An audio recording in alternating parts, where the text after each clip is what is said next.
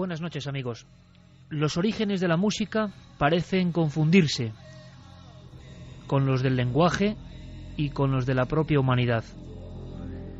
La música, lo sabemos bien en este programa, es uno de los grandes misterios. Seguramente la voz fue el primer instrumento. Pronto se acompañó de otros aderezos. Muy pronto el ser humano aprendió que la propia caverna resonaba. Y en ese eco multiplicado, potenciado, en ese eco que se hacía fuerte, un mensaje, una señal. Podían ser señales buenas y malas. Podían ser formas de comunicación tanto entre hombres, como una especie de código Morse remoto, como con algo mucho más importante, con el otro lado, un instrumento para abrir la llave del más allá.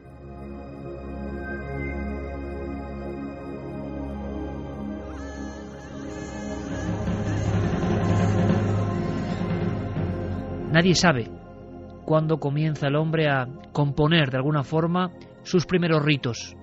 Lo que sí se sabe es que siempre estuvieron envueltos de música, de introspección y de ritmos que hacían que la conciencia se abriese hacia rumbos que ya hoy desconocemos por completo. Es una de las enseñanzas de ese hombre antiguo del que tantas veces hablamos. Yo os propongo hoy un viaje que, como estamos haciendo aquí, ojalá podáis escuchar con cascos. Ojalá podáis sentir casi dentro del cerebro, porque ese es el misterio profundo de la música, todos los acordes, todos los matices. Es verdad que el programa de esta noche, mañana, cuando se distribuya de esa forma maravillosa, gracias de nuevo una vez más, por todo el mundo a través de la red, habrá perdido algo. La compresión de los archivos hacen que la música se rebaje un tanto, que no tenga esa presencia que tiene ahora a estas horas exactas de la noche. Por eso, a los afortunados que hoy puedan estar, por ejemplo, en la cama con unos cascos, yo les mando un saludo muy especial, porque mi planteamiento es el de descender, el de abandonar casi la conciencia cotidiana, el de a través de la aventura, el viaje, la arqueología, el misterio y la antigüedad, meternos en otras capas de esa cebolla desconocida que es la conciencia, que es la mente, porque parece que los antiguos, desde el tiempo de las estalactitas, lo hacían. En los últimos 10 años, los investigadores arrojan nueva luz.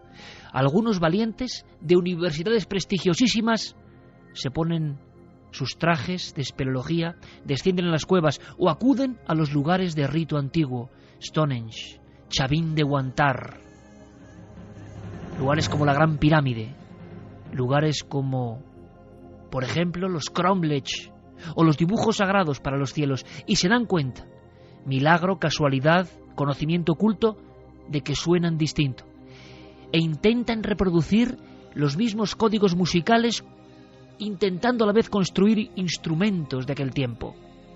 Y toda esa alquimia es posible, toda esa conjunción es posible. ¿Podemos nosotros, hombres y mujeres del siglo XXI, esta noche en Milenio 3, sentirnos como se sentían ellos? Claro que no, porque por un lado nuestra mentalidad es distinta, pero vamos a hacer el esfuerzo. Alaridos como estos, tambores espaciados, sonidos rítmicos que acababan haciendo al individuo, al iniciado, entrar en otro lugar, rompiendo la membrana de lo lógico, porque lo lógico, amigos, esta noche nos sirve de poco, como ocurría con los antiguos chamanes, druidas, brujos, sabios, hombres de luz, hombres sagrados. Pero yo quiero empezar de una forma distinta. Hoy tenemos muchas cosas, muchísimas. Pero veréis, yo hace mucho tiempo que conozco a mi compañero Javier Sierra. Hace mucho tiempo. Yo creo que ya un par de décadas nos contemplan. Y os puedo asegurar que siempre me acaba sorprendiendo. Eso es un lujo. Su último reportaje, su último cuaderno sonoro, me puso los vellos de punta, la carne de gallina y la mente a punto de entrar en el umbral de ese lugar de trascendencia. Nosotros hemos lanzado ya una encuesta preguntando si la música puede generar esto, puede conectarnos con eso que perdimos, con esas esferas que existen pero que no son lógicas, pero en las que han viajado hombres y mujeres de todos los tiempos.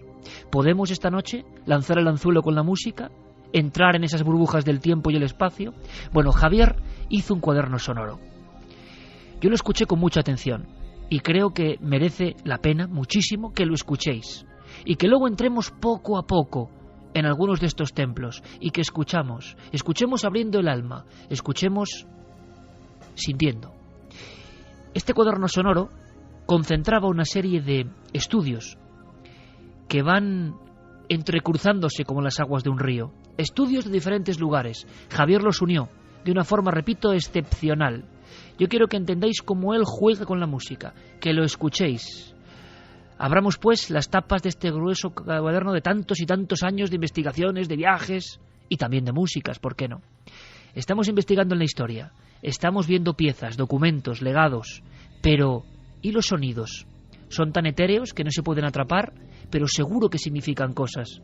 Porque la música para todos vosotros, ¿verdad?, significa cosas. En nuestra pequeña o larga vida significa cosas. Imaginaos, por tanto, la música ritual, la que no era para vender, la que no era solo para divertir, la que era para hipervincularnos con el más allá. Tenía que ser una música muy especial, unos sonidos que son capaces de retumbar en nuestra sangre, en nuestro corazón. Vamos a hacer ese experimento. De inmediato abrimos este lujo, este cuaderno de un hombre, de un investigador, de un niño que sigue siendo curioso, nuestro compañero y amigo Javier Sierra.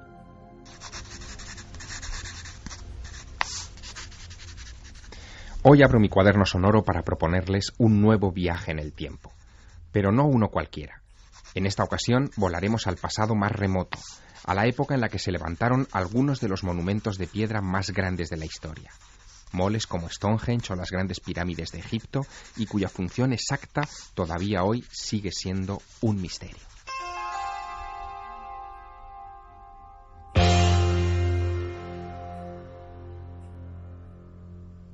Quizá no lo sepan, pero desde hace unos años existe una disciplina científica llamada arqueoacústica que trata de explorar el mayor y más invisible misterio que rodea a estos recintos.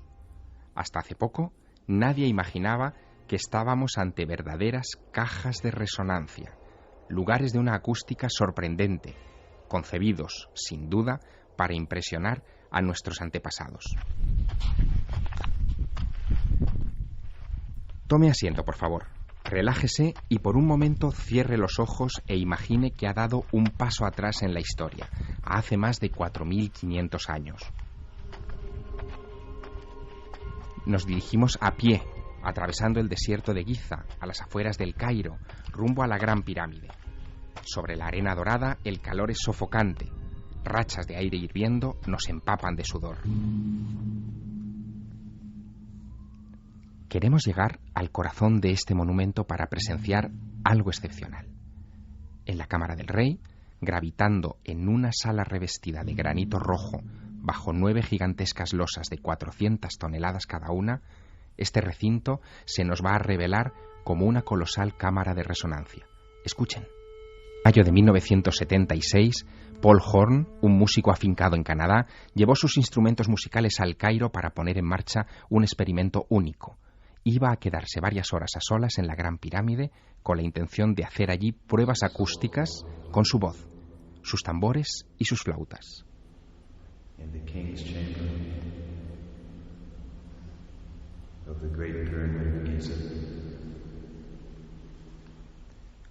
Horn ordenó apagar los fluorescentes para evitar zumbidos molestos.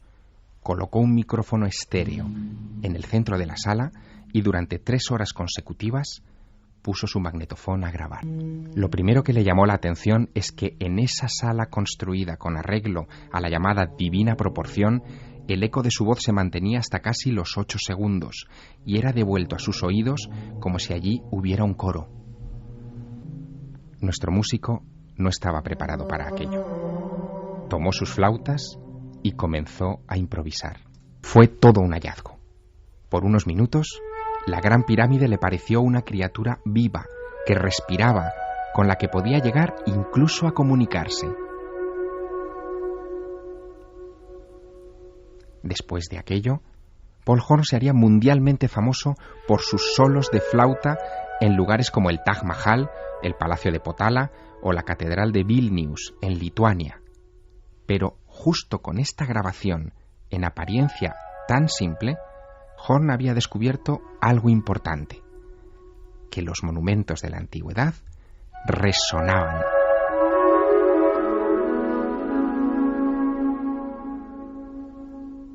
Una resonancia invisible hasta entonces, pero muy real, quizá imprescindible para comprender por qué estos espacios habían sido considerados sagrados en la antigüedad. Es el sonido de unas palmadas grabado con una sencilla cámara anecoica en condiciones asépticas, sin eco. Si viéramos esas mismas palmas en el lado derecho del anillo de piedras exterior de Stonehenge, escucharíamos esto que el Dr. Till ha grabado.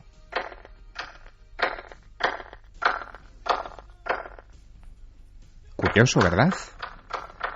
Aún hay más. Si nuestras palmadas sonaran en el centro del monumento, el eco que nos devolvería esta estructura de 4.000 años de antigüedad sería este.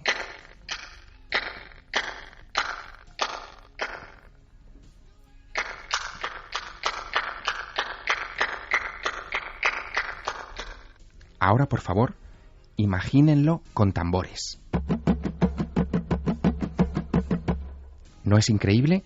Según el Dr. Till, una ceremonia ancestral en este lugar sonaría algo parecido a lo que se escucha bajo mis palabras. Su efecto en la mente de los participantes sería embriagador. El ritmo y la frecuencia penetrarían en el cerebro de los oficiantes y abriría su percepción a visiones y sensaciones que para un arqueólogo convencional son imposibles de concebir. Aunque desde hoy, para los que conocen este cuaderno sonoro, ya no.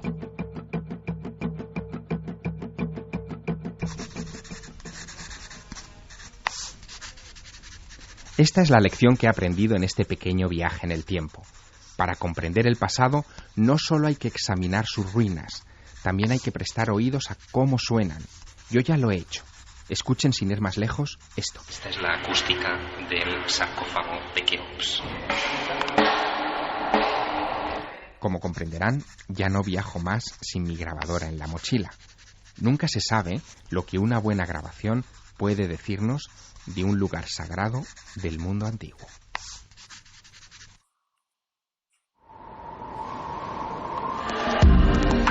Nunca antes habías estado tan cerca de lo desconocido. Milenio 3. Cadena Ser.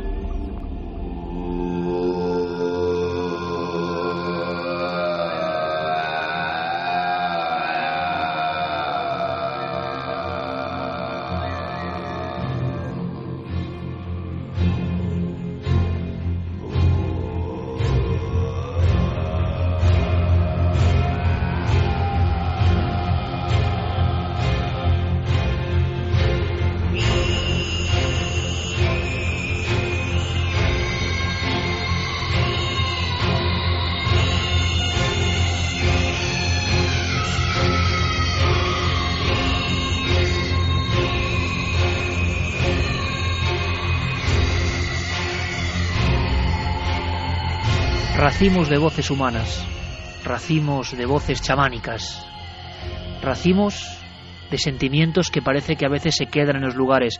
Desde luego, amigos, que merecía la pena el cuaderno sonoro, ¿verdad?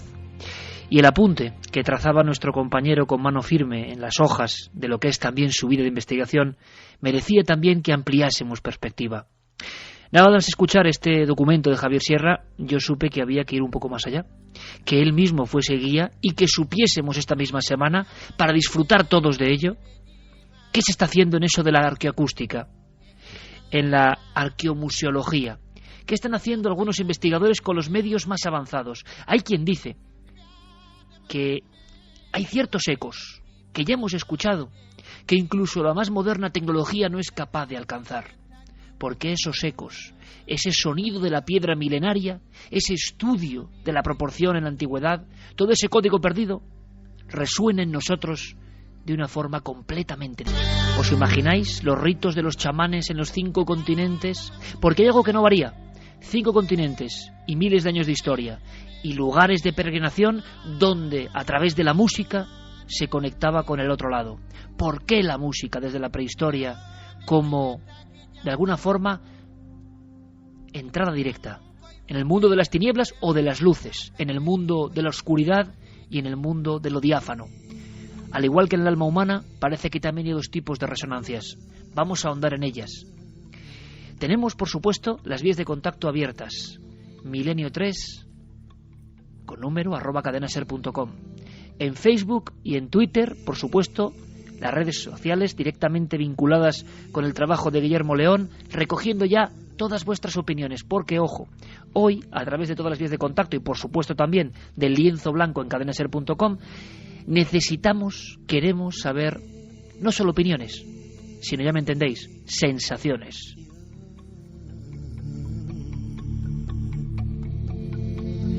Es decir, a ti, amigo oyente, que estás ahí al otro lado, en cualquier lugar, en el coche, en la cama, en el trabajo, que has podido aislarte quizá por milagro, ¿no?, de esta vida urbana y has conectado con el alma de la radio, a ti, amigo oyente, ¿a qué te suena todo esto?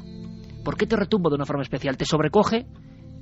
¿Te amplifica el sentido de grandeza que tienen estos lugares?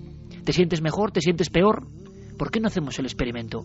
¿Cómo resuenan en las almas del siglo XXI los ecos? Yo te lo dije en su día, me parece un viaje magistral a través del cuaderno sonoro, unos apuntes que, claro, dejan una posibilidad maravillosa, la de viajar a algunos lugares y sentirlos. Es cierto, parece que últimamente los hombres sesudos, serios y mujeres de la Universidad de la Ciencia están avanzando y están empezando a entender que no solo se puede medir, cortar, trocear, excavar, sino que además es que los lugares tienen un mensaje sonoro enterrado. Bueno, han descubierto que lo intangible, es decir, aquello que no se puede someter al análisis de nuestros instrumentos, es tan importante como lo tangible. Y además se están dando cuenta de algo incluso contracorriente. Fíjate, Iker, cuando nosotros entramos en un lugar sagrado, al menos esa es la mentalidad que tenemos en el viejo mundo, ¿qué es lo que hacemos? Nos callamos, entramos en silencio, ¿cierto? Un silencio de respeto. A lo mejor lo que hay que hacer es cambiar esa, digamos, tendencia. A lo mejor lo que hay que hacer es, por ejemplo, dar una palmada o poner a prueba nuestra voz. Y si nos devuelve eco, estamos probablemente ante un lugar sagrado. Vamos a descubrir muchas cosas esta noche, Iker. Por ejemplo, cosas relacionadas con las cuevas prehistóricas. Empieza ya a conocerse y a tenerse por cierto que los lugares donde se pintaban las cavernas en la más remota prehistoria eran los lugares curiosamente con mejor acústica, el lugar donde el eco era devuelto a aquellos que lanzaban un mensaje contra las piedras y tenían probablemente la misma impresión que hoy, tantos siglos más tarde, seguimos teniendo, que son las piedras las que hablan. Pero ahora, si os parece, primer punto de viaje directo, queremos conocer, Javier, los últimos datos sobre un lugar sorprendente. Yo voy a dar datos que suenan realmente pues asépticos en este programa de tanto sentimiento, que es lo que importa. Los datos serían Chavín de Guantar. Los datos serían junto a la Cordillera Blanca, cerca del Huascarán, el gran monte sagrado de más de 6.000 metros en el pleno corazón del Perú. Los datos serían 327 a.C. Los datos podrían ser una especie de ídolo extraño de 5 metros y 53 centímetros, amenazador, con cabezas extrañas, con grandes dientes, colocado en un lugar singular, en un lugar iluminado tenuemente, en un lugar en mitad de un laberinto, exactamente igual que pasaba en la prehistoria. ¿Y qué pasa? ¿Que aquí también hay sonidos? Bueno, hay que saber más de este lugar porque en él, en este enclave, ha estado Javier Sierra y resulta que las universidades más prestigiosas como la de Stanford lleva ya tiempo trabajando en el mensaje sonoro, en el código musical que sale de ahí, en una especie de partitura que entendían, que dice algo y que ya no entendemos y que tenemos que escuchar. Pero ¿qué te parece, Javier, si simplemente como inicio viajamos hacia Chavín de Guantar con José Manuel Novoa? Sin duda, uno de los hombres que mejor conoce el Perú milenario, el autor de documentales como El Señor de Sipán o La Dama de Cao. Años trabajando en Perú, excavando a nivel oficial en Perú. Y fíjate, Javier, tú lo vas a entender. Nada le ha impresionado tanto como el encuentro con esos seres monstruosos en el laberinto subterráneo de Chavín de Guantar. Vamos con este guía y luego Javier coge el relevo. Nos espera el secreto de esa música sagrada que por algún motivo sonaba allí. Cuando tú llegas a Chavín de Guantar y ves al lado de la Cordillera Blanca, al lado del Huascarán, que es el pico más alto de todos los Andes peruanos, 6.000 y pico metros, y de repente encuentras un santuario allí donde lo importante no es lo que se ve desde fuera, sino los subterráneos. Chavín de Huántar está horadada. Lo importante es lo que hay debajo. Estos subterráneos que existen en Chavín, que todavía acabamos de descubrir casi el doble de subterráneos de los que ya hay, que se pueden visitar, que se pueden conocer. Estos subterráneos concluyen en una cripta muy pequeña, donde de repente hay un monolito de granito blanco que representa un dios que se ha llamado el dios de los Andes, pero lo importante es lo que se siente en estos subterráneos. Yo estaba ahí rodando a las 2 de la mañana y te digo que nunca en mi vida he estado en un lugar donde realmente ese magnetismo que existe ahí te llega hasta el corazón. Escuchemos un poco más, porque en Chavín hay una llave que tenéis que conocer. ¿Cómo Chavín podía estar ahí sin ninguna fortaleza, sin ninguna muralla? No se defendían de nada. ¿Por qué? Porque realmente lo que tenían era la llave del más allá. Y ahora te explico. La gente que llegaba a Chavín en esa época, con sus excedentes de la cosecha, lo que intercambiaban eran eso, sus excedentes por conocimientos de cuándo podían sembrar, de cómo era la posible venida del niño, y sufrían una iniciación. Esta palabra la vamos a escuchar a lo largo de toda la noche. Esta palabra es una clave importantísima, iniciación. Antes las cosas no se hacían porque sonaran bien o mal. Antes las cosas no eran porque eran agradables o desagradables. Antes las cosas eran porque eran importantes para el ser humano y para los dioses. Y había ritos de paso. ¿Os imagináis? En este lugar laberíntico de grandes paredes, cabezas clavas que aparecen directamente de los muros, a veces con dientes, a veces con ojos glaucos, sin pupila, que nos observan. ¿Os imagináis al iniciado, que podía ser un joven, una joven, entrando dentro del pasadizo para encontrarse con un monstruo de 5 metros de alto, de piedra, que te mira directamente, iluminado solo por una tenue llama o por un halo de la luz de la luna? ¿Y qué sonidos habría ahí? Bueno, nos queda saber algo más. ¿Cómo era, según las investigaciones de José Manuel Novoa, investigaciones de una excavación de ahora mismo, febrero del 2011, cómo era ese rito? ¿Qué han descubierto? Tomaban el San Pedro, la mescalina. En las cabezas clavas, que son cabezas que están en las cornisas de Chavín, algunas tienen incluso los mocos en la nariz de haber tomado la sacona del Amazonas. Y una vez que habían ingerido estos alucinógenos, bajaban a esos subterráneos que nunca fueron iluminados, con las pupilas absolutamente dilatadas, podían ver algo que normalmente no se ve, para poderse dirigir hasta el lanzón, ese monolito que hay en esa cripta, iluminada tenuemente por una luz que llegaba de un ducto que había en la parte cenital del lanzón, y en ese momento sonaban los pututus, que eran las caracolas sagradas, inundaban esos ductos de los que hemos hablado con agua, y esos ductos producen, y eso se comprobó hace 2 años, producen un sonido del rugido de un jaguar. Imagínate, bajo los efectos del alucinógeno, cuando estás ahí viendo el lanzón, el dios de los Andes, tenuemente iluminado, y de repente una explosión de sonido, con tus pupilas absolutamente dilatadas y bajo los efectos de los alucinógenos que habían ingerido, de repente pasaban al más allá. Pues así lo cuenta con esta vehemencia José Manuel Novoa, porque él ha estado a las 2 de la mañana a solas delante de ese dios de grandes colmillos, feroz, dios del inframundo quizá, el lanzón de Chavín de Huántar, lejos de todo y de todos, en una zona remota. Hace 2400 años se hizo este templo que ahora suena, que sabemos que suena. Javier, tú estuviste allí y solo perimetrando el lugar vemos que hay muchos más enigmas. Antes de saber cómo son los sonidos, te encontraste con historias absolutamente maravillosas.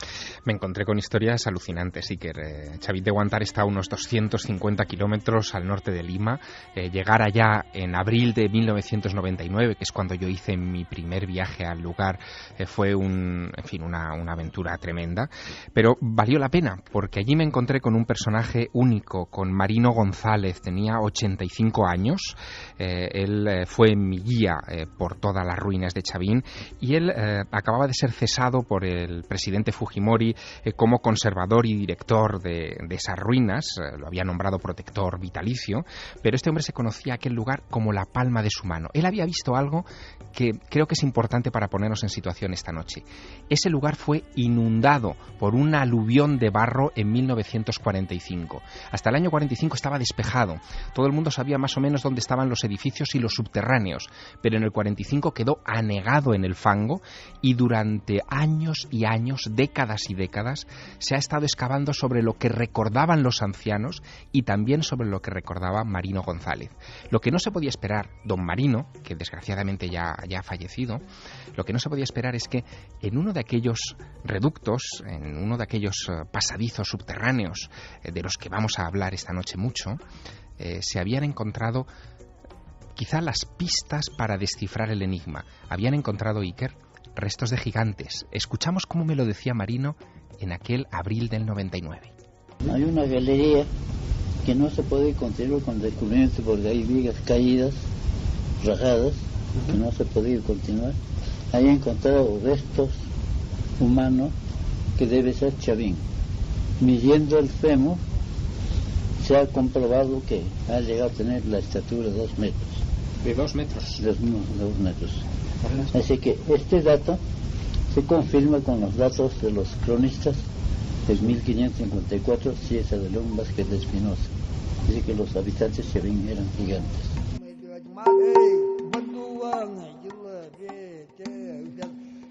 Gigantes en Chavín de Guantar. Vaya historia, Javier. Vaya historia, y es solo el primer hallazgo, porque a raíz de empezar a quitar esas toneladas de arcilla que habían ido tapando todo ese conjunto ceremonial, donde vemos representaciones de personas ingiriendo el cactus sagrado, el San Pedro, para entrar en esos estados alterados de conciencia. En esas excavaciones que continuaron durante muchos años, en el año 2001 dieron un fruto que nadie se esperaba. En una de esas galerías aparecieron enterradas ritualmente 20 caracolas marinas. El molusco de la clase Strombus es una caracola muy característica que tenían que ir a por ella a más de 200 kilómetros del lugar, porque Chavín no está precisamente al lado del mar. 20 caracolas enterradas con todo cuidado en el lugar en el que los chamanes comenzaron a hacerlas sonar. Y Iker, quiero que escuches este documento. Cuando se empezaron a sonar de nuevo estas caracolas, este era el sonido que empezaba a escucharse.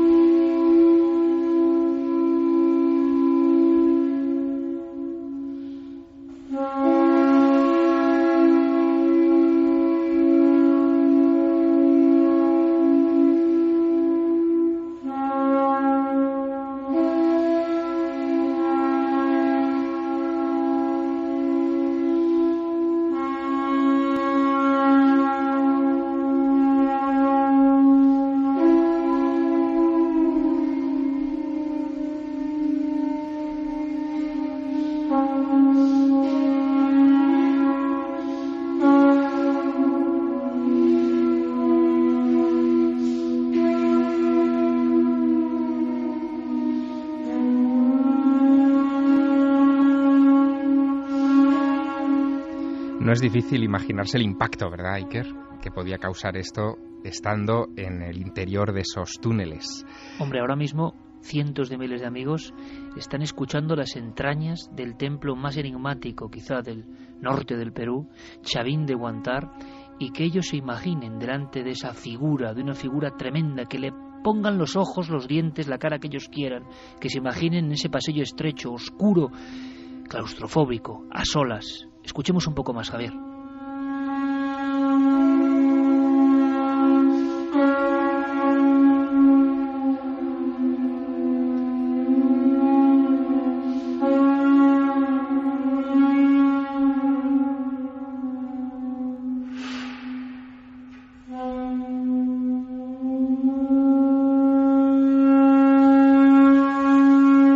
Estamos asistiendo al lenguaje del lugar, al lamento de la piedra, al código secreto, a eso que está ahí y que solo encontrando las caracolas, como piezas de este puzzle, ha vuelto a revivir, ha vuelto a ser realidad, ha vuelto a surcar el espacio. Nos parece increíble tener en la radio estos documentos. Están ahí y generan sensaciones. Son interpretados por vuestros cerebros y por vuestra alma ahora mismo. Y la gran pregunta es, ¿qué sentís?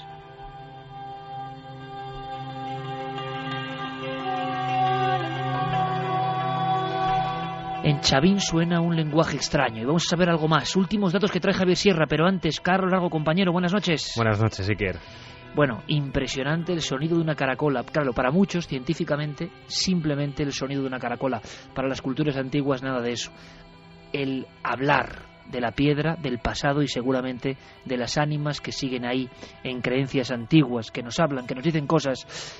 Volvemos a repetir vías de contacto rápidamente y si te parece, cuéntanos, antes de que Javier vuelva a sacar y vuelva a actualizar algunos datos que son impresionantes, lo vais a ver, de lo que está pasando ahora mismo. Cuéntanos qué siente nuestra audiencia, qué se le pasa por el corazón al escuchar todos estos sonidos, este racimo de pruebas de los ecos sagrados del pasado. Pues vamos a recordar lo primero, si te parece, esa pregunta de ikerjimenez.com, el debate de la semana de Milenio 3. ¿Podemos conectar con otras realidades a través de la música? De momento gana el sí con el 66,5%. Y esas vías de contacto que también recordabas, milenio3 con número @cadenaser.com, nuestro correo electrónico, también las frases de los oyentes en cadenaser.com y las redes sociales, en Facebook, en Twitter y en Google+. Pues vamos a ver esos primeros comentarios de nuestros oyentes. Por ejemplo, Hugo Saiz nos decía: el sonido forma parte de mucha arquitectura medieval. Colocándote en el centro de algunas salas de castillos medievales, al hablar o hacer algún sonido constante, notas cómo el eco o la reverberación se concentra justo en el punto en el que estás situado. Es sorprendente. Tania López: claro que los sonidos nos hacen llevarnos a otros lugares, estados de ánimo mentales, estoy convencida de que sí. Edvan también comentaba: sí, la música puede elevar nuestro espíritu y sincronizarnos con lo sublime o transportarnos a nuestros peores miedos. Alberto Castillo también decía: Iker, los ecos me suenan y me impactan, es impresionante el eco de la pirámide, te transporta a otra dimensión realmente. Por ejemplo, Ibi también decía que en el desierto de Atacama existen las piedras campana.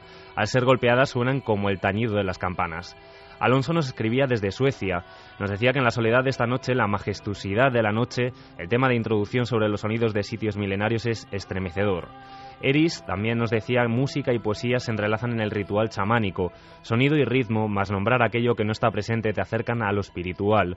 Fue el comienzo de la magia y la conexión con lo sagrado. Pues perfecto el resumen de momento. Experiencias estremecedoras, mágicas para otros, imagino que maravillosas para muchos, inquietantes para algunos. ¿Por qué no? Hay una mezcla de todo eso. Seguimos muy atentos, por supuesto, a lo que vosotros opinéis y sentís esta noche tan especial, tan de experimentación, con muchas novedades luego. Lo vais a ver, y sigue nuestro camino porque queremos saber de la Gran Pirámide y queremos saber de otros enclaves concretos que resuenan y tenéis que estar allí con nosotros. Pero Javier, aunque sea de una forma, como tú sabes, casi en titulares, tienes que contarnos lo que ha pasado hoy mismo. Has logrado conectar con investigadores que están haciendo experimentos ahora mismo en Chavín de Guantar. Esto sí que es una exclusiva que muchos medios arqueológicos ni siquiera conocen. Pues sí, he podido contactar finalmente con investigadores de la Universidad de Stanford, en Palo Alto, en California. Fíjate, a raíz del descubrimiento de aquellos pututus, de esas conchas que hemos escuchado en 2001, un equipo de científicos de la Universidad de Stanford, del Centro de la Universidad de Stanford para la Investigación Informática de Música y Acústica, desplazaron varios equipos durante un par de campañas a ese lugar para grabar los sonidos que hemos escuchado y para estudiar cómo esas galerías de perfil bajo, de baja estatura, son, toda una caja de resonancia, es como meterse dentro de un enorme instrumento musical. Pero fíjate, Iker, lo que es la investigación con mente abierta. No solamente fueron con equipos electrónicos, con grabadoras de alta sensibilidad, con racimos de micrófonos que distribuían en diversas partes de esos laberintos, sino que también se pusieron en contacto con chamanes, con gente de la tradición andina, que les ayudaron no solamente a tocar esos instrumentos, sino también a comprender la función mágica del sonido, eso que se supone que se había perdido, pero que la tradición podía haber heredado a través de los siglos. Y he podido hablar con dos personas importantes hoy mismo, Iker. Uno es Tito La Rosa, que es un chamán peruano, un músico muy respetado en ese país, y también con Miriam Collar, que es una investigadora que se encarga precisamente para la Universidad de Stanford de esta investigación, de esta indagación. En el caso de Tito, yo quiero que le escuches definiéndonos cómo él ve a Chavín de Huántar. Chavín es el templo del sonido, ¿no? Fue construido sintiendo el sonido. El sonido cumplió una función central en la espiritualidad, en las ceremonias de esta civilización. Para empezar, es un templo construido bajo el nivel, en subterráneo, con ductos y canales por las que se vertía agua y el agua producía junto con el aire un sonido muy especial. Y dentro de toda esta magia ingresan los pututos, ¿no? Los pututos son trompetas de caracol que se utilizaban para anunciar la llegada de visitantes. Los pututos eran los que te comunicaban con lo divino, eran instrumentos para despertar. Yo he experimentado en Chavín, tocando en la plaza circular, los pututos originales. Es estremecedor, su sonido afecta directamente los sentidos, ¿no? Trabaja en tu corazón, trabaja en tu pecho, trabaja en tus huesos, ¿no? El sonido como creación, como despertar, como apertura de conciencia, ¿no? Tito nos estaba diciendo que los sonidos se sentían, no solamente se escuchaban por los oídos. Y tiene razón, el sonido es algo que no solamente entra por nuestros oídos, sino que fisiológicamente es capaz de ser percibido a través de la piel, de los huesos. Es vibración. Una vibración que afecta al cuerpo humano, tal y como nos lo confirmaba Miriam Collar de la Universidad de Stanford. Hay un ambiente, ciertamente, que tiene efectos por los sentidos de oído, del cuerpo de la gente. Y con esto podemos ver si en la arquitectura hay diseño a través de tiempo, secuencia de 800.000 años más o menos de construcción. Para Miriam Collar, lo que había que determinar es si esos efectos acústicos eran una casualidad o había un diseño predeterminado. Es decir, esas gentes, esos gigantes que hace 2000 o 2500 años diseñaron los subterráneos de Chavín, lo hicieron deliberadamente porque sabían el efecto que iban a provocar. Bueno, para Tito La Rosa, Iker, no hay ninguna duda de eso. Él introduce otra clave. Para entender bien el efecto de esos sonidos, hay que combinarlo con la ingestión de sustancias que abren la percepción, sustancias sagradas, sacadas de plantas del entorno. Le escuchamos. Todo esto acompañado, estaba muy relacionado con la planta maestra, la guachuma, que es el nombre tradicional de lo que se llama el cactus del San Pedro. Es una planta sagrada que se tomaba para... que era el eje de esta posibilidad de experimentar otros mundos, otros estados profundos de conciencia, ¿no?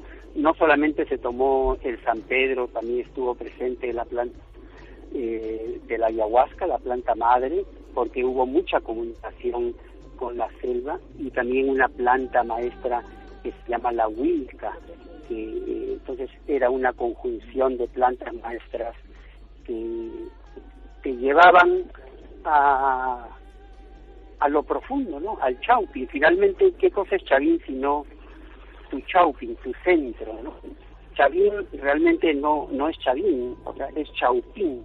La palabra Chaupín quiere decir el centro de tu centro. Entonces ahí ingresabas, pues, al centro de tu centro, ¿no? Qué viaje nos proponían, viajar al centro de uno mismo a través de la Ucupacha, del mundo subterráneo. El centro de tu centro, decía Javier. El centro de tu centro. Bueno, pues fíjate, en este caso hay algo que creo que es importante. Por supuesto, todos tenemos todavía en el tímpano los sonidos de las caracolas. Bueno, ese sonido que se tocaba en los subterráneos parece que emergía al exterior. Le pido a Noel que lo ponga otra vez de nuevo, porque Rumenos, de fondo, Noel Calero, por favor, coloca también ese sonido de las caracolas para que volvamos un poco a Chavín. Pues ese sonido, como te digo, que se tocaba en los subterráneos, terminaba desbordando los propios subterráneos y emergía hacia la plaza ceremonial en la que parece que se reunían un montón de personas para atender a los oficios sagrados. Este sonido. Y el hecho de que se escuchara fuera del subterráneo, justo en la plaza ceremonial, indicaba todo un diseño. Todo eso estaba meticulosamente preparado.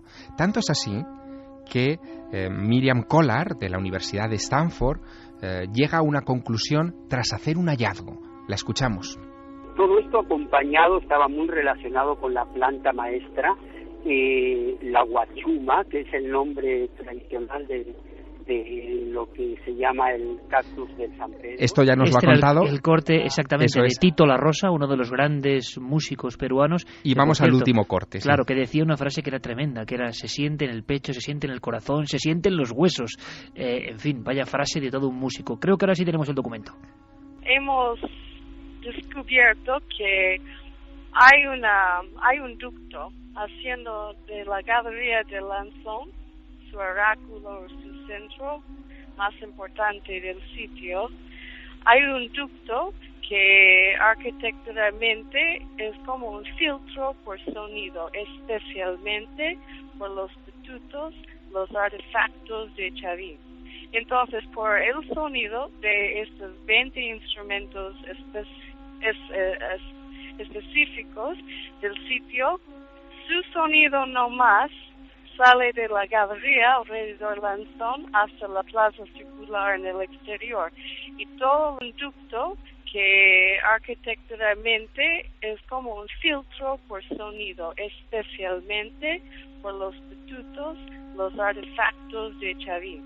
Entonces, por el sonido de estos 20 instrumentos específicos del sitio, su sonido no más sale de la galería alrededor del Lanzón hasta la plaza circular en el exterior. Y todos los otros sonidos no mueve, no llega. Entonces, por esto, pensamos que en su arquitectura podemos ver un diseño especial por los estatutos conectando al Lanzón. O sea, Javier, un diseño muy concreto, muy específico para que suene exactamente como estamos escuchando ahora. Y solo esto, Iker, es decir, si alguien tocaba un tambor dentro de esas galerías, el sonido del tambor no emergía. Es como si se hubiera preparado aquello, con sus ángulos y sus recovecos, para que solo rebotase el sonido de estas caracolas. Es como una especie de gran coro, de coro ancestral, de coro que se te mete dentro del cuerpo. Claro, hay que vivirlo allí. Pero, fíjate, me gustaría agregar un elemento también inquietante, dando un salto, Javier. Chavín de Guantar y las investigaciones de la Universidad de Stanford, ni más ni menos, que Javier ha arrancado un poco de ese secretismo con el que se vuelven algunas cosas y nos la trae para que podamos disfrutar de todo esto. Esto no es casual. De alguna forma los ingenieros acústicos están viendo que los antiguos diseñaban todo esto por algo. Y claro, como decía el músico Tito La Rosa, cuando uno está ahí de noche a solas con esa música, siente cosas indescriptibles, inefables. La palabra no llega. Pero quiero, para agregar como un aldabonazo tremendo, a las 2:21 de la madrugada, que escuchéis algo que me ha puesto la carne de gallina en otro sentido. Damos un salto, pero seguimos en América. Le voy a pedir a Noel que nos ponga, por favor, el corte 10. El documento 10 pone silbatos de la muerte. ¿Y por qué hemos colocado esta especie de titular macabro a un instrumento? Bueno, Javier nos ha contado la historia de esas conchas arqueológicas. Javier, ¿podríamos hacer un dibujo, un flash? Porque sé que ahora toda la audiencia, estos son sensaciones y experimentos, toda la audiencia, todos nosotros, vamos a sentir algo muy hondo. y también tiene que ver con el mundo funerario, el mundo ancestral, el mundo, valga la redundancia, del inframundo, de la sensación de penetrar en lo más bajo, en el estrato donde convivían quizá las cosas menos agradables. Estamos en otra cultura, pero estamos en América, y se ha hablado de este hallazgo sorprendente. Javier, ¿nos haces la foto? Silbatos de la muerte. Bueno, los sonidos son la vía con la que nuestros antepasados se comunicaban con los planos superiores e inferiores, y eso lo sabían muy bien los aztecas. Tenemos que retrotraernos a 700 años más o menos atrás, que es el periodo en el que se fabricaron los sonadores de viento que se han descubierto hace unos años en el cerro de Mazatepetl, en el llamado Cerro del Judío, en México, a 4,5 metros de profundidad. Se trata de una especie de, vamos a llamarlo así, como silbidos o como silbatos pequeños de barro que caben en la palma de una mano, que tienen el aspecto de una calavera por la parte exterior y que habían permanecido sin recibir aire ninguno durante siglos. El caso es que los arqueólogos que lo descubrieron, comandados por el doctor Roberto Velázquez Cabrera, se atrevieron a hacer un experimento con uno de ellos. Uno en particular estaba especialmente en buenas condiciones. Todo su mecanismo fonador estaba intacto y se atrevieron, Iker, a soplar.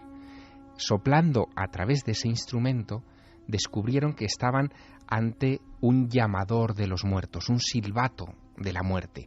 El sonido que emite lo que vamos a escuchar a continuación parece que se ejercitaba en el momento previo a los sacrificios humanos para abrir el camino del más allá al alma de aquel al que le estaban arrancando el corazón.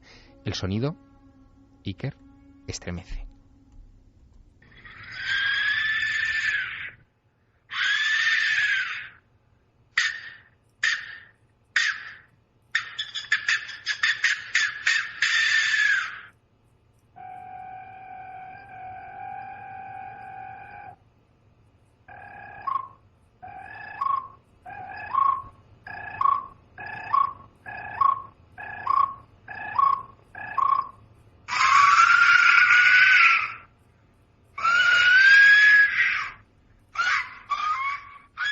Iker, es solo viento a través del barro. Barro con forma de calavera. Nada menos. Escuchamos.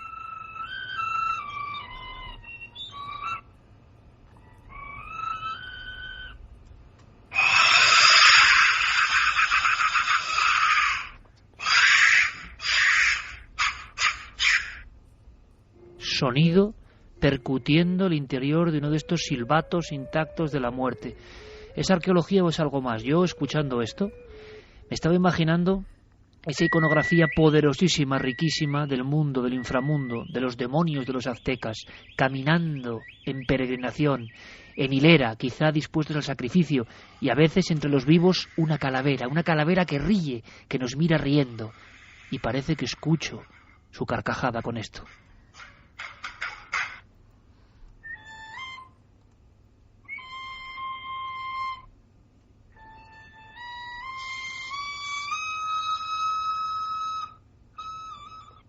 Absolutamente siniestro, como siniestro es el inframundo de los aztecas.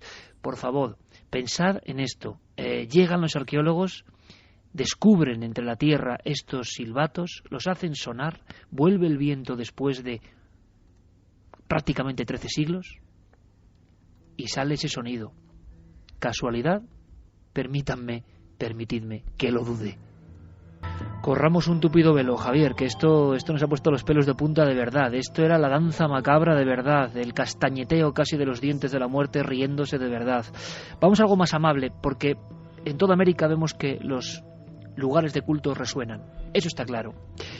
Mira, nosotros tuvimos una experiencia muy curiosa en Sacsayhuamán, que hilándolo con el increíble mundo oscuro del Danzón de Chewén de Huántar, también es Perú, y también parece construido o por gigantes o para gigantes. Esas gigantescas rocas ciclópeas, perfectamente pulidas, en un engranaje que no entendemos. Cuando llegaron los españoles, dijeron, no cabe duda, esto es una urbe para gigantes. Allí dentro hicimos nuestros experimentos, y algunos de los compañeros arqueólogos y guías que custodian este lugar sagrado donde los haya, en plenas faldas del Cuzco, en lo que llaman ombligo del mundo, nos hizo una breve muestra, sencillísima, el poder del eco. Un eco que volvía con tanta fuerza que parece que te hablaba directamente a través de los huesos, el corazón y el pecho. Y claro, nos explicaron cómo podían ser las ceremonias, con todo tipo de sonidos. Que la imaginación vuele, viaje. Este es un fragmento de aquel reportaje, en este caso de Carmen Porter, y cómo vivimos esa experiencia, ese sonido del eco antiguo. Antes de abandonar el recinto nos fijamos en que nuestras cámaras y micrófonos están recogiendo perfectamente el sonido de unos muchachos que se encuentran muy a lo lejos, en la colina donde se dice que tenía el trono el Inca. Nos acercamos más a los muros y las palabras se hacen comprensibles. Miramos estupefactos a nuestro acompañante cuzqueño y Juan nos saca de la duda. Las ceremonias incas eran masivas, con gente. Con mucha gente, seguramente estaba concentrada acá. Y una vez que lograron este complejo arquitectónico, en la parte alta donde están aquellas estacas, instalaron el trono del Inca. Y ellos, como en aquel tiempo no tenían parlantes, no tenían amplificadores, utilizaron estas cajas acústicas para llegar con el mensaje al pueblo al cual se dirigían.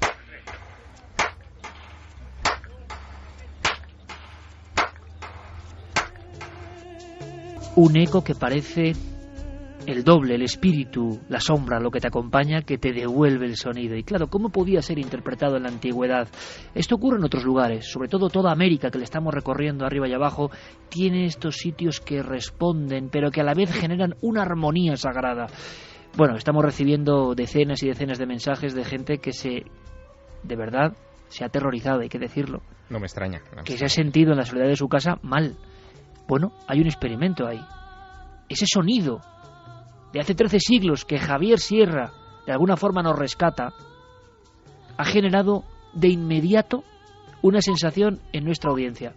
Yo lo digo, mañana todo esto estará taimado, reducido, de alguna forma el empaque del sonido directo a través de las ondas de la radio no es lo mismo que a través de la compresión de Internet. Y yo quiero que los que mañana nos escuchen, 1 millón de descargas mensuales ya a través de la red en ikerjimenez.com y en cadenaser.com, yo quiero que lo entiendan, quiero que lo entiendan, que a veces merece la pena el esfuerzo de estar a estas horas para sentir en el cerebro, y si es posible con los cascos, indicación que hacía Javier Sierra, estos sonidos. Luego si queréis, no lo sé, ponemos de nuevo los silbatos de la muerte, que es algo que te hace que el corazón salga casi por la boca, sinceramente. Se ven muchas visiones. ¿Qué visiones tendrían en aquel tiempo con estos sonidos? Bueno, sigamos en México, Javier, ¿te parece? Seguimos. Porque hay otro sonido, el sonido del quetzal. Sí, este es un sonido muy espectacular, pero hay que estar muy atentos para poderlo escuchar. Nos tenemos que situar en el templo de Kukulcán. Es casi, si me permites, Javier, como una psicofonía, ¿no? Hay que estar muy atento al sonido de fondo. Sí, lo vamos a repetir para que se perciba bien, pero nos trasladamos al pie de una de las escaleras del templo de Kukulcán, de lo que llaman el castillo en Chichén Itzá, en ese lugar en el que, se puede ver cada equinoccio, tanto de primavera como de otoño, como las sombras de la escalera conforman el perfil de una serpiente. Seguro que muchos lo han visto alguna vez en telediarios o en televisión, en reportajes. Bueno, pues en ese lugar, si uno se acerca a los pies de la escalera y da unas palmadas, va a recibir un eco muy curioso. No es el eco exacto de la palmada. Lo que recibe es lo que parece el canto de un pájaro muy determinado, del quetzal, que es un pájaro muy de la zona y por supuesto pájaro sagrado. Quetzal, Quetzalcóatl, el dios, la serpiente emplumada es fundamental para entender la religiosidad y los ritos de todo ese lugar, pero para percibirlo tenemos, como te decía, que estar muy atentos. Vamos a pedir que nos quiten la música, vamos a escuchar esa palmada e inmediatamente después de la palmada el eco que se escucha parece un pájaro que empieza a cantar. Lo escuchamos.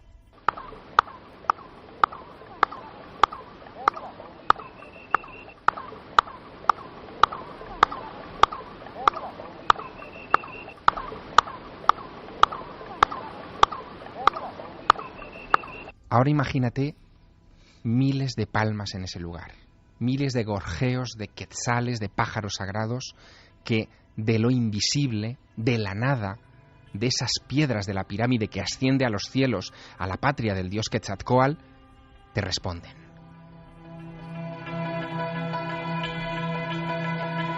No podemos dejar América, el continente de los misterios, porque nos espera la Gran Pirámide. Aunque sea en una primera ojeada, tenemos que penetrar en sus secretos sonoros. No podemos dejar América, digo, sin saber algo más de los silbatos de la muerte. Pequeños objetos, Javier, forma de calavera, seguramente asistieron a ritos de sacrificio, y decías que entre los que se obtienen en la última hornada, uno parece que suena perfectamente, ¿no? Sí, uno suena perfectamente y se toca por primera vez, Iker, en el año 2006. Es decir, que el periodo de adormecimiento de este silbato de la muerte ha sido infinito. Lo curioso es que se han reproducido esos silbatos, ha habido artesanos que los han reconstruido siguiendo el mismo esquema de sus primos de hace siglos, pero el efecto no es idéntico.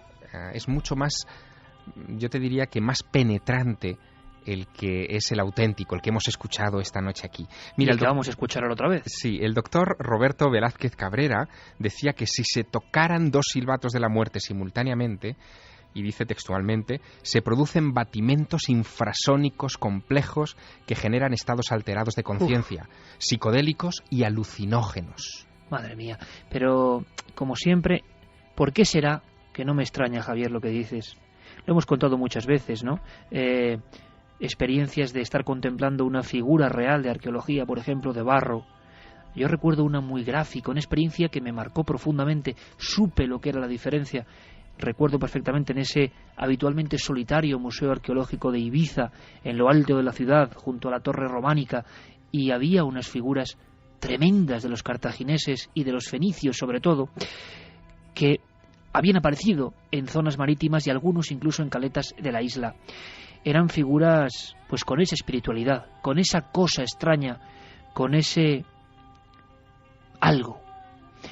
A 100 metros, en la vitrina, las figuras nuevas, relucientes, exactas, idénticas, matemáticamente, lógicamente, científicamente lo mismo, la misma reproducción, para la venta. Claro, el efecto era tremendo, porque es que estaban unas a 50 metros de la otra. Había que ver unas, ir rápidamente a la vitrina de las originales, volver otra vez y volver a las nuevas, y darse cuenta del contraste tremendo. Eran lo mismo, pero no tenían nada que ver. Había un auténtico ánima que rodeaba, algo que conectaba con lo más profundo de nosotros.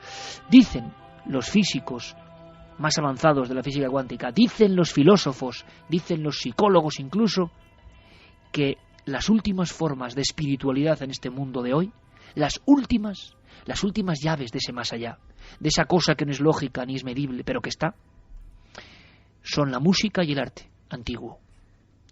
Seguramente hay mucha más ciencia de lo que parece en esa afirmación. Escuchemos de nuevo los silbatos de la muerte, es necesario.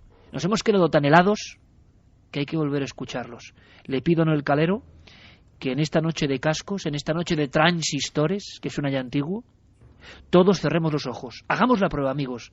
Hagamos la prueba. Cerremos los ojos. Imaginémonos en ese camino hacia el templo, en esa pasarela de piedra. Al fondo quizá un sacerdote o sacerdotisa, y quizá algo parecido a un tumi o cuchillo ritual de hoja ancha esperándonos. E imaginemos las visiones que tenía aquel que iba ya condenado hacia el más allá. Tenía que estar viendo ya, casi en los laterales de sus propias retinas, la presencia de esas calaveras omnipresentes en el mundo e inframundo mexicano. Pero lo que no sabíamos es que el sonido y mensaje de esas calaveras se perpetuó bajo tierra y que podía ser resucitado.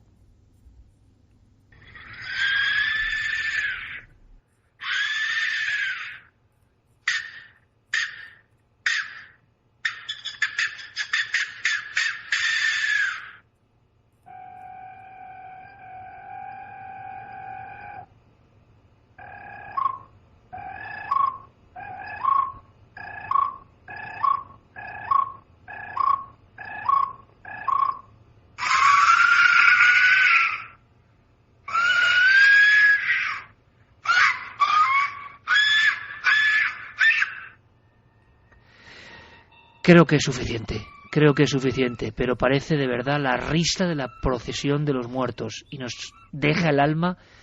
Qué fuerte es la arqueología, qué fuerte es lo sagrado, que es capaz de sorprendernos Iker, lo que estamos... En un mundo donde casi nadie se sorprende de nada, ¿eh? Eso es, Iker, lo que estamos escuchando en realidad son llaves. Se nos están abriendo las puertas de la percepción a esos otros mundos. Y esto que hoy en nuestra visión racional nos lo prohibimos, en el mundo antiguo era tenido por dogma. Lo invisible es lo que nos conecta con el más allá, con los dioses. ¿Y qué hay más invisible y a la vez más impactante que el sonido?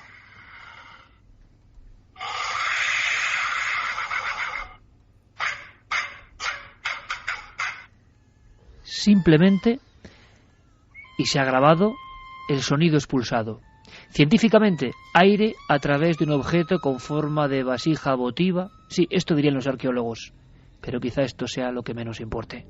Qué programa tan especial y qué interesante, ¿verdad?, era el cuaderno sonoro que tantas sorpresas oculta de nuestro compañero Javier Sierra. Yo creo que hay que hacer otros programas sobre el sonido de la antigüedad. No cabe otra. Nos quedará la prehistoria, nos quedará Egipto, nos quedará Stonehenge, nos quedará la Mesopotamia, nos quedará Oceanía, nos quedará el África profunda. Yo te animo, Javier, a que lo hagamos, pero sí, eso sí, tenemos que poner por lo menos algo, aunque no desvelemos todo, pongamos algo de la Gran Pirámide. Noel, compañero, ponme a Paul Horn, del que hablaba Javier en su cuaderno, ese hombre que se convierte en instrumento dentro de la Gran Pirámide. Ahí hemos estado tú y yo, y sobre todo tú, porque has estado a solas, has tenido ese lujo, has sentido cosas y quizá ahora nos quieras contar, por lo menos alguna pincelada. Entremos en la Gran Pirámide. En un momento, Paul Horn, el músico, a solas se da cuenta de que él es parte de esa máquina de conectar con los dioses, Javier. La grandeza de Paul Horn es que él entró allí sin una partitura. En realidad lo que está haciendo, y él lo contó cuando salió de la Gran Pirámide, es dejarse llevar. Se sienta en el lugar y solo con sus cuerdas vocales se deja llevar y entona. No se puede hacer ahora sin romper la magia, Javier. ¿Dónde está Paul Horn? Paul Horn está situado en una de las esquinas de esa habitación que es la Cámara del Rey, la que se llama la Cámara del Rey. Hay solamente una pieza de mobiliario allá adentro, que es un sarcófago de granito rojo, y en el centro de la habitación, a unos pasos de ese sarcófago, él ha colocado su micrófono. Es un micrófono de alta sensibilidad, conectado por un cable largo a su grabadora, y ahí ha dejado simplemente que las bobinas empiecen a rodar.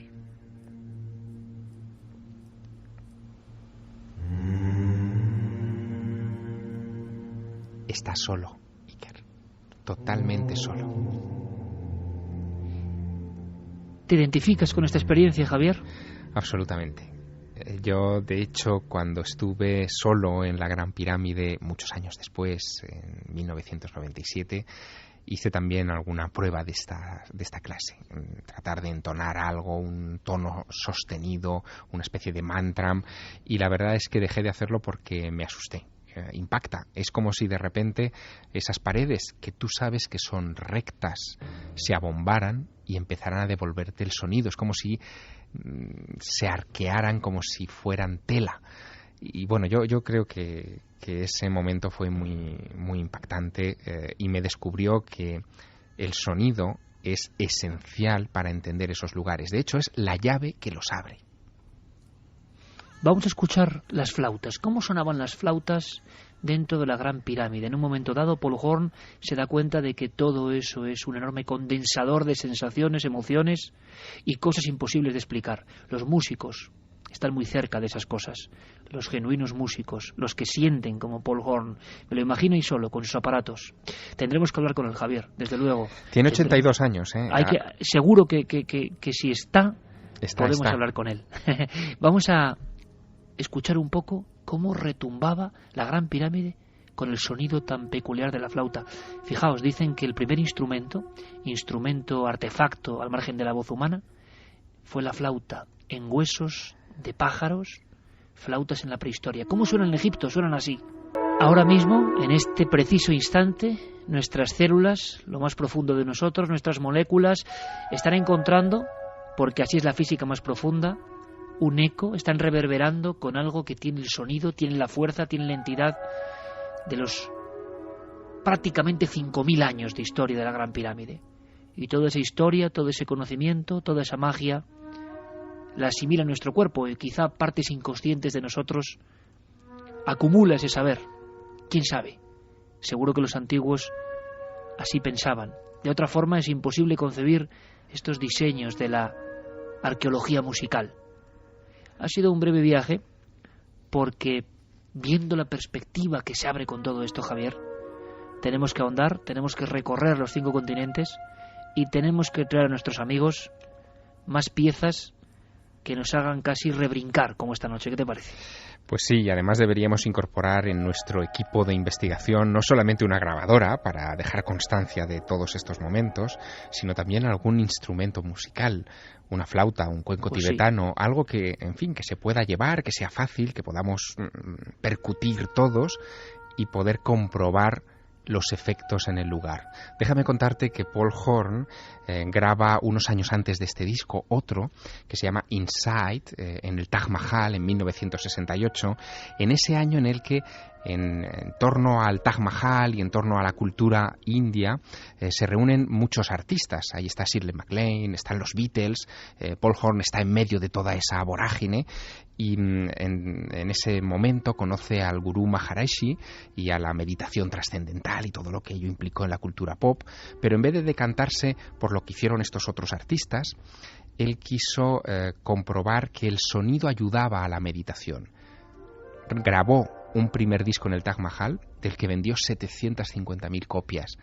Eso es nada, o sea, en el año 68, y a partir de ahí se propuso ir recorriendo poco a poco todos los lugares importantes sagrados del mundo, y se dio cuenta de que no todos tenían esa resonancia.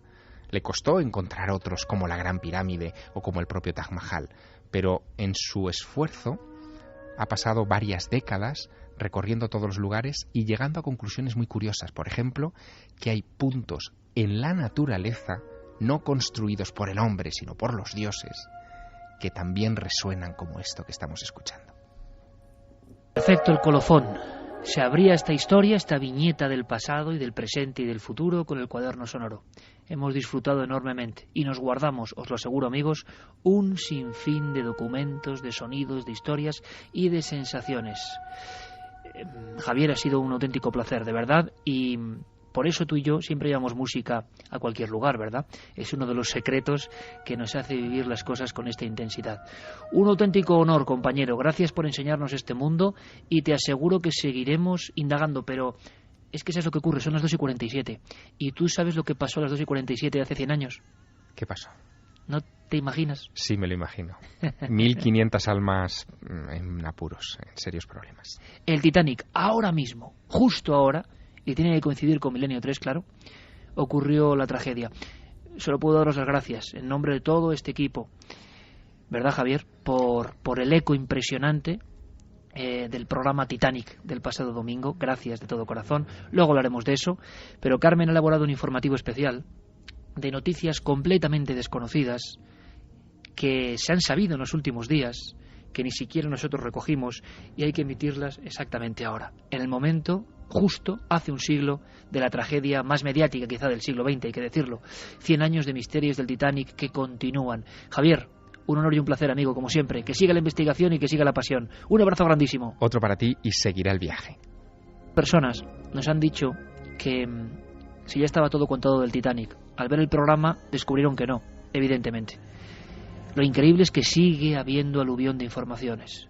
¿Qué os parece, amigos, si después de este viaje por los sonidos absolutamente a flor de piel, y luego quiero que Carlos me cuente vuestras sensaciones, nos marchamos de viaje con Carmen en este caso, en una embarcación pues también llena de alma que persigue al Titanic y que lo observa? ¿Es posible que en estos días, que hasta ahora haya nuevas noticias a la hora exacta del impacto, del extraño impacto con aquel iceberg que rajó el casco del Titanic? Sí, hay noticias y por eso, un siglo después, informativo especial en la SER. A esta misma hora, hace 100 años, en las frías aguas del Atlántico, a 400 millas de Terranova, se hundía el buque de los sueños, el transatlántico insumergible, el Titanic.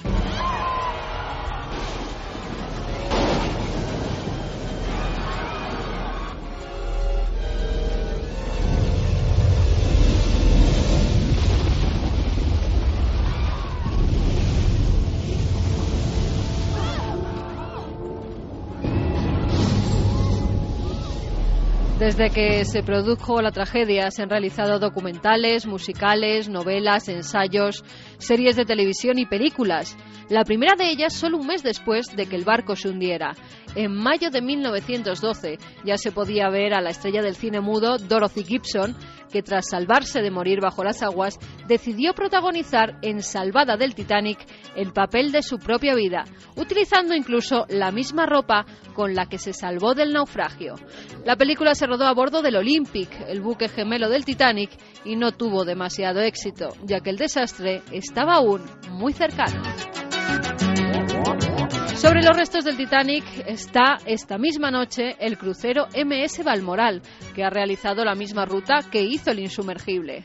Los pasajeros de este barco, entre los que se encuentran familiares de las víctimas, han cenado lo mismo que sus ancestros y han parado en los mismos puertos.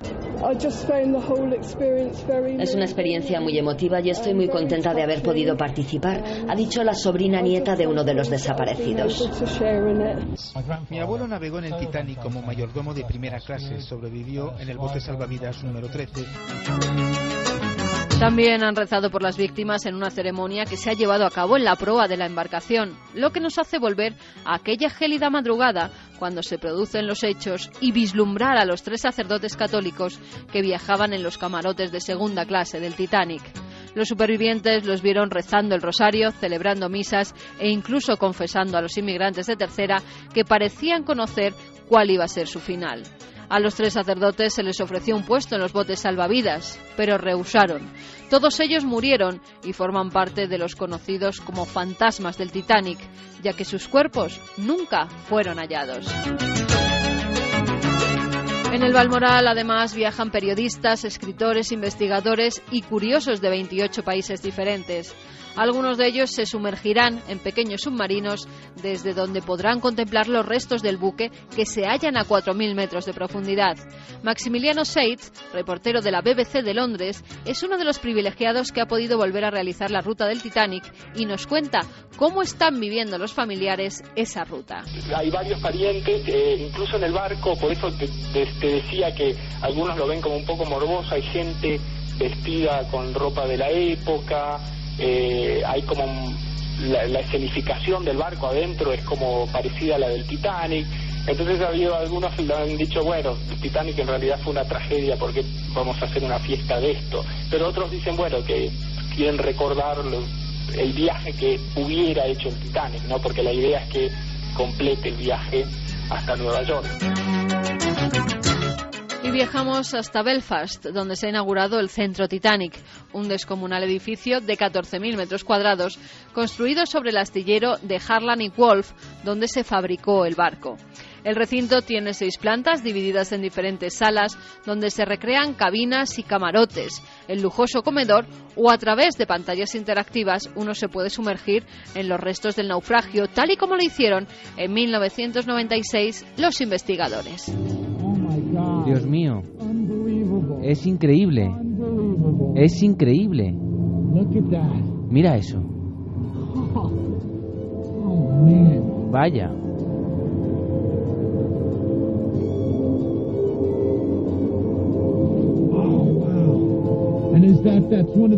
Esa es una de las grúas que utilizaban para levantar las anclas, ¿no? Dios mío, mira eso, mira eso. Además, a través de los efectos especiales, el visitante podrá sentir el frío que tuvieron los pasajeros del Titanic y vivir la angustia de los últimos minutos del buque. Para los que quieran investigar un poco más sobre el Titanic o conocer mejor a la tripulación y los pasajeros, la Fundación Ancestry ha publicado unos 200.000 documentos inéditos hasta ahora sobre ellos. Y entre estos hay una carta que Emily Richards, una de las supervivientes, escribió cuando se encontraba en el Carpathia, el barco que la rescató, y que echa por tierra la teoría de que el primer oficial fue el culpable del hundimiento. En la misiva, la británica aseguraba que el capitán estaba en el bar bebiendo y le había pedido a otros que se ocuparan de la navegación. El naufragio fue culpa del capitán. Por su parte, Louise Patten, la nieta de Charles Linktoller, único oficial del Titanic que sobrevivió al desastre, escribió en el libro God as Gold revelaciones que hizo su abuelo sobre las verdaderas causas del hundimiento del barco. La más sorprendente es la que afirma que el hombre al mando del timón, Robert Hitchins, sintió pánico al conocer la presencia del iceberg y giró el Titanic equivocadamente. Además, se revela el misterio de por qué no había prismáticos en el barco, y es que al parecer el abuelo de Patton reemplazó a David Blair en la tripulación antes de zarpar desde Southampton, y este olvidó entregarle la llave del armario donde se guardaban los binoculares. También han hecho declaraciones los descendientes del propietario del transatlántico Joseph Bruce Ismay, retratado como un cobarde y arrogante magnate al que le entró el pánico cuando el buque comenzó a hundirse. Dicen que se disfrazó de mujer para subir a uno de los botes salvavidas. Pero su bisnieto asegura que no fue así, que ayudó a mujeres y niños a subir a los botes y él lo hizo cuando ya no quedaba ninguno de ellos en cubierta. Además, tiene documentos que lo prueban, como una carta de un hombre que le agradecía que hubiese salvado a su mujer, una azafata australiana llamada Evelyn Marsden. Historias humanas que salen a la luz, aunque hay algunos que lo ven como un espejismo. Es el caso de Tim Maltin, que ha declarado que en la noche de la tragedia hubo un espejismo sobre el nivel del mar. Falso espejismo o espejismo superior, así llama el historiador al fenómeno que se pudo producir hace hoy 100 años. Este efecto se da cuando chocan dos frentes de aire, uno muy frío y otro muy cálido, y el resultado es una ilusión óptica que altera la posición aparente de los objetos, por lo que el vigía pudo ver un falso horizonte y vislumbrar el iceberg cuando ya estaba encima. Pues sí, al parecer todos viajábamos en el Titanic, diferentes porciones de lo que es la humanidad. Desde luego nosotros al Titanic le guardamos un gran respeto, porque hemos notado que ese interés enorme por todo lo que ocurrió continúa vivo. Y quiero ampliar esas gracias. Lo del domingo fue realmente, no voy a decir inesperado, pero sí brutal, porque ese programa fue líder de toda la noche, de toda nuestra franja, de las emisoras nacionales a cualquier nivel, y eso, tal y como está el patio y tal y como está en general la televisión, es de verdad un auténtico honor y una alegría, porque nosotros intentamos contar cosas que nos interesan, cosas que nos hagan aprender algo, y eso de aprender algo ya empieza a ser también un fenómeno paranormal. No es conseguir audiencia quizá de cualquier forma, es hacerlo siendo fieles a lo que nosotros creemos. Yo quiero agradecer a los muchos millones de personas que vieron por lo menos una hora del programa del Titanic. Y quiero agradecer a todo este equipo, del primero al último, que trabaja con todo el entusiasmo, con toda la fe, con toda la alegría, conscientes de que es una aventura fantástica. Es como un cuento hecho realidad esto de contar cosas al público, a nuestros amigos, a nuestra familia, así la consideramos. Creo que es el 33º EGM que vivimos, justo ahora que cumplimos 10 años, 11 temporadas, dentro de poco la efeméride, y un ascenso de unas 80.000 personas, que nos deja en nuestra nueva franja horaria una cifra de 478.000 oyentes y más de 1 millón de descargas mensuales a través de ikerjimenez.com y cadenaser.com. Son números que nos ruborizan de verdad. No sé si lo merecemos, pero gracias por todo este cariño. Eso también es un misterio. Procuraremos estar a la altura.